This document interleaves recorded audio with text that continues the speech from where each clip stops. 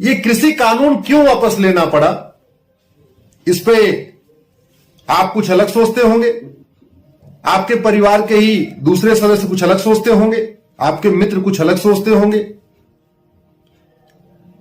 वैसे माननीय प्रधानमंत्री जी ने अपने बयान में स्पष्ट कर दिया कि किसानों के हित में यह कृषि कानून आए थे और देश के हित में यह कृषि कानून वापस हो रहा है। मेरी इसमें राय थोड़ी भिन्न है। किसान कानून क्यों वापस हुए, उसका जवाब देने के पहले मैं कुछ और कहना चाहता हूं। मैं गांव की पृष्ठभूमि से हूं और गांव में जब भी फसल की बुआई करनी होती है, चाहे वो गेहूं हो, चाहे वो सरसों हो, चाहे चना हो, चाहे मटर हो, तो सबसे पहले खेत की जुताई की जाती है। अगर खरपतवार ज्यादा है तो निराई की जाती है, अगर और भी कुछ ज्यादा उसमें ऐसे है तो गुड़ाई भी की जाती है। तो बुआई के पहले निराई, गुड़ाई और जुताई एक सामान्य प्रक्रिया है। पूरे देश भर के किसान जो भी खेती करते हैं उनको पता है कि सीधे सीधे बीज को फसल खेत में नहीं बोना है, बल्कि पहले निराई, जुताई और गुड़ाई करनी है। और निराई, जुताई, गुड़ाई के बाद भी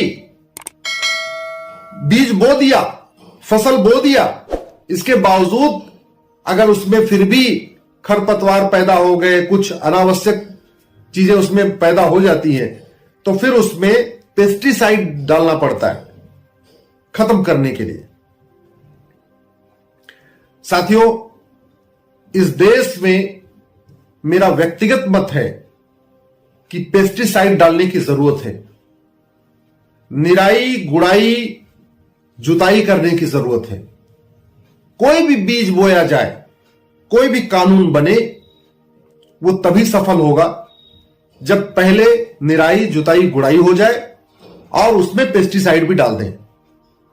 कहने का मतलब यह है, जितना आंदोलन चला है, कैसे चला, कभी आपने सोचा कि बाकायदा दिल्ली के बॉर्डर पे रोज काजू का हलवा बन रहा है, बादाम का हलवा बन रहा है, पनीर की सब्जी बन रही है, रस भरी जलेबी आ रही है, रसमलाई आ रही है, कहां से आया है? साल भर तक वहां रोज पार्टी कैसे होती रही? अखबारों में पता चला कि वहां डेली शाम को रोज दारू पार्टी होती है, मुर्गा पार्टी होती है, चिकन बनता है, मटन बनता है। सामान्य किसान, आपको लगता है एक गांव का किसान, जहां 80% किसान के पास 2 एकड़ से कम जमीन है, वो अपने खेती में ही व्यस्त हैं, अपने काम में ही व्यस्त हैं, वो तो दिल्ली के बॉर्डर जाम कर नहीं सकते। ये ऐसे कौन से किसान थे जो लग्जरी गाड़ियों में आते थे? बाकायदा वहां एसी लगवा रखा था बॉर्डर पे, शाम को डेली चिकन मटन की पार्टी भी चल रही थी, दारू भी की पार्टी भी चलती थी, और भगवान जाने क्या क्या चलता था। ये तो बॉर्डर के लोग पता नहीं और क्या क्या कहते, मैं उसको नहीं कहना चाहता क्योंकि मैंने कहीं अखबारों में पढ़ा नहीं, लेकिन जो मुंह जबानी सुना है वहां और भी बहुत सारी चीजें होती थी।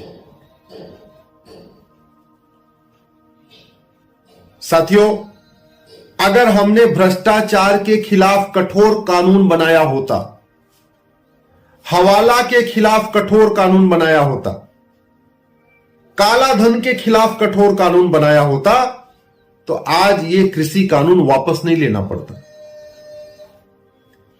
जिस तरीके से फसल बोने से पहले, बुआई करने के पहले निराई, जुताई, गुड़ाई जरूरी है, वैसे ही आपको कृषि कानून बनाने से पहले काला धन, बेनामी संपत्ति, आय से अधिक संपत्ति के खिलाफ कठोर कानून बनाना जरूरी था।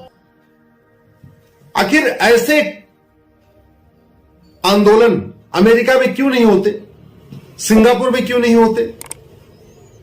चाइना में क्यों नहीं होते? भारत में क्यों होते हैं? क्योंकि अमेरिका में, चाइना में, सिंगापुर में हवाला के खिलाफ बहुत कठोर कानून है। हवाला करता हुआ कोई मिल जाए या हवाला के जरिए पैसा लेता हुआ मिल जाए, जिंदगी भर के लिए जेल में सड़ा देते हैं। हमारे यहां कानून ही नहीं है। अमेरिका में, सिंगापुर में, चाइना में काले धन की फंडिंग कहीं मिल जाए, काला धन रखता हुआ आदमी मिल जाए, जिंदगी भर के लिए जेल में डाल देंगे, 100% जब्त भी कर लेंगे, जिंदगी भर के लिए जेल में सड़ा देंगे। हमारे यहां ऐसा कोई कानून ही नहीं। इस पूरे आंदोलन की फंडिंग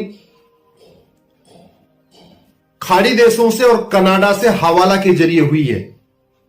इस पूरे आंदोलन की फंडिंग काले धन से हुई है, और काला धन और हवाला, इसके खिलाफ हमारा जो कानून है वो दुनिया का सबसे घटिया कानून है, सबसे घटिया कानून है। इसलिए मैं कह रहा हूं, अगर हमने काला धन हवाला के खिलाफ कठोर कानून बनाया होता तो फंडिंग रुक जाती तो आंदोलन नहीं होता। और सवाल यह है कि हम अमेरिका से हजारों करोड़ का सामान खरीदते हैं, हजारों करोड़ की तो राइफल खरीदते हैं, कंप्यूटर खरीदते हैं, आईफोन खरीदते हैं, क्या क्या नहीं आयात करते। तो अमेरिका का कालाधन विरोधी कानून और हवाला विरोधी कानून हम भारत में क्यों नहीं ले रहे? अमेरिका उसका पैसा तो नहीं लेगा। हम चाइना से दुनिया भर की चीजें एक्सपोर्ट करते हैं, दुनिया भर की चीजें इंपोर्ट करते हैं, दुनिया भर की चीजें खरीदते हैं। हम चाइना के अच्छे अच्छे कानून और खासतौर पे भ्रष्टाचार के खिलाफ कठोर कानून उसको भारत में क्यों नहीं ले लेते? चाइना उसका पैसा तो नहीं लेगा। हम सिंगापुर से दुनिया भर की चीजें लेते हैं, तो सिंगापुर का जो अच्छा कानून है उसको भारत में क्यों नहीं ले लेते? मैं प्रधानमंत्री जी से निवेदन करता हूं कि आप कानून मंत्रालय को निर्देश दें कि कानून मंत्रालय विकसित देशों के अच्छे कानूनों को देखे। मैं स्वयं सिंगापुर में कौन सा अच्छा कानून है, फ्रांस में कौन सा अच्छा कानून चल रहा है, अमेरिका में क्या अच्छा कानून चल रहा है, चीन में क्या अच्छा कानून चल रहा है, उसको बताने के लिए तैयार हूं, उसकी लिस्ट देने के लिए तैयार हूं। इसलिए आप प्रधानमंत्री से आग्रह है कि अब जनसंख्या नियंत्रण कानून बनाने के पहले या यूनिफॉर्म सिविल कोड लागू करने के पहले भ्रष्टाचार खिलाफ कठोर कानून बनाए। हमने अगर भ्रष्टाचार खिलाफ कठोर कानून बना दिया, संपत्ति को आधार से लिंक करने का कानून बना दिया, कालाधन बेनामी संपत्ति 100% जब्त करने और आजीवन कारावास देने के लिए कानून बना दिया, तो इस देश से कम 10,000 सफेद पोश पाखंडी भाग जाएंगे, विदेश भाग जाएंगे। एक बार ये जितने पाखंडी आंदोलन जीवी हैं, जितने पाखंडी नेता हैं जो सेकुलरिज्म के नाम पे और सोशलिज्म के नाम पे इस देश में पाखंड कर रहे हैं, एक बार ये भारत छोड़ के भाग गए, फिर आप कोई भी कानून बनाइए, यहां ना कोई आंदोलन होगा, ना कोई विरोध होगा, ना प्रदर्शन होगा। हमने अगर भ्रष्टाचार खिलाफ कठोर कानून नहीं बनाया, तो जब जनसंख्या नियंत्रण आएगा फिर यही नंगा नाच होगा। यूनिफॉर्म सिविल कोड आप लागू करोगे फिर नंगा नाच होगा, एनआरसी आप लागू करोगे फिर नंगा नाच होगा। इसलिए प्रधानमंत्री जी से हाथ जोड़ के निवेदन है कि सबसे पहले भ्रष्टाचार खिलाफ कठोर कानून